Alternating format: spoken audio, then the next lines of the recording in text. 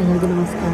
ನಾವು ಹರಿದ್ವಾರದ ಮಾನಸ ದೇವಿ ದೇವಸ್ಥಾನಕ್ಕೆ ಅಂತ ಹೋಗಿದ್ವಿ. ಆ ದೇವಸ್ಥಾನಕ್ಕೆ ಹೋಗಬೇಕಾದ್ರೆ ನಾವು ಕೇಬಲ್ ಕಾರ್ ವ್ಯವಸ್ಥೆಯನ್ನು ಉಪಯೋಗಿಸ್ಕೊಂಡು ಅಥವಾ ರೋಪ್ ವೇ ಅಂತ ಹೇಳ್ತೀವಲ್ಲ ಅದು. ಈ ವ್ಯವಸ್ಥೆಯನ್ನು ಸ್ಥಳೀಯವಾಗಿ ಉಡಾನ್ ಖಟೋಲ್ ಎಂದು ಕರೀತಾರೆ ಅಲ್ಲಿ. ಈ ರೋಪ್ ವೇ ತುಂಬ ಚೆನ್ನಾಗಿತ್ತು. ಈ ರೋಪ್ ವೇ ಬೇಸಿಕಲಿ 178 ಮೀಟರ್ಸ್ ಇದೆ. ಅಂದರೆ ಅದು 584 feet from the base station to the top of the Bilva Parvata hill. Okay, ತುಂಬ ಚೆನ್ನಾಗಿದೆ ನೋಡೋಕ್ಕೆ. 5 ನಿಮಿಷದಲ್ಲಿ ನಾವು ರೀಚ್ ಆಗಿಬಿಡ್ತೀವಿ ಈ ಒಂದು ಕೇಬಲ್ ಕಾರ್ ಮುಖಾಂತರ. ತುಂಬ ಖುಷಿಯಾಯಿತು ಹೋಗಿದ್ದು. ಹಾಗೆ ಲೆಂತ್ ಆಫ್ ದಿಸ್ ರೋಪ್ ಏನಿದೆ ಅಂತ ಹೇಳಿದ್ರೆ, ಈ ಒಂದು ಲೆಂತ್ ರೋಪ್ 540 ಮೀಟರ್, ಅಂದರೆ 1772 ಫೀಟ್ ಅಷ್ಟು ಉದ್ದ ಇದೆ. ಅಂದರೆ 5 ಅಥವಾ 7 ನಿಮಿಷದಲ್ಲೇ ಆರಾಮಾಗಿ ರೀಚ್ ಆಗಿಬಿಡ್ತೀವಿ ಮಾನಸ ದೇವಿ ದೇವಸ್ಥಾನವನ್ನು ನಾವು. ತುಂಬ ಚೆನ್ನಾಗಿತ್ತು, ತುಂಬ ಖುಷಿಯಿಂದ ನೋಡಿದ್ವಿ. ಒಳಗೂ ಕೂಡ ಮಾನಸ ದೇವಿ ದೇವಸ್ಥಾನದ ಬಗ್ಗೆ ಎಲ್ಲ ವಿವರಣೆ ತುಂಬ ಚೆನ್ನಾಗಿ ಅಲ್ಲಿ ನಮಗೆ ಗೈಡ್ ಹೇಳಿದ್ರು. ಚೆನ್ನಾಗಿದೆ ದೇವಸ್ಥಾನ ನೋಡೋ ಜೊತೆಯಲ್ಲಿ ಹಾಗೇನೋ ಪ್ರಕೃತಿಯ ಸೌಂದರ್ಯನೂ ಕೂಡ ಎಲ್ಲ ಈ ಕೇಬಲ್ ಕಾರ್ ಮುಖಾಂತರ ನೋಡಿದ್ದು ತುಂಬಾ ಖುಷಿಯಾಯಿತು. ಬೆಟ್ಟದ ಬುಡದಲ್ಲಿ ಈ ಒಂದು ದೇವಸ್ಥಾನ ಇರುವುದು ಒಂದು ವಿಶೇಷತೆಯೇ.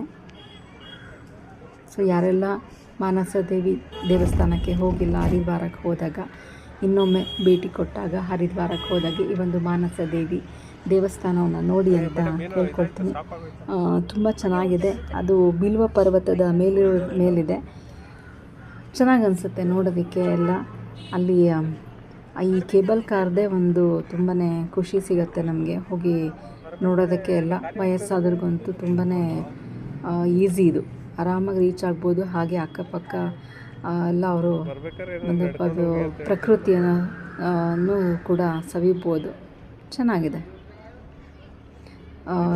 ಕೇಬಲ್ ಕಾರ್ನಲ್ಲಿ ಹೋಗುವಾಗ ಇಡೀ ಹರಿದ್ವಾರ ನಗರ ಮತ್ತು ಗಂಗಾ ನದಿಯ ಆ ಒಂದು ಅರಿವು ಅದ್ಭುತವಾಗಿ ಕಾಣಿಸ್ತದೆ. ಕ್ಯಾಮ್ರಾದಲ್ಲಿ ಸೆರೆ ಹಿಡಿಯಲು ನೀವು ಮರ್ತು ಹೋಗಬೇಡಿ. ಹಾಗೆ ನಾವು ಎಷ್ಟಾಗುತ್ತೋ ಅಷ್ಟು ನಾನು ವೀಡಿಯೋ ಮಾಡೋಕ್ಕೆ ಪ್ರಯತ್ನ ಪಟ್ಟಿದ್ದೀನಿ ಇಲ್ಲಿ ಮೇಲಿಂದ. Thank you.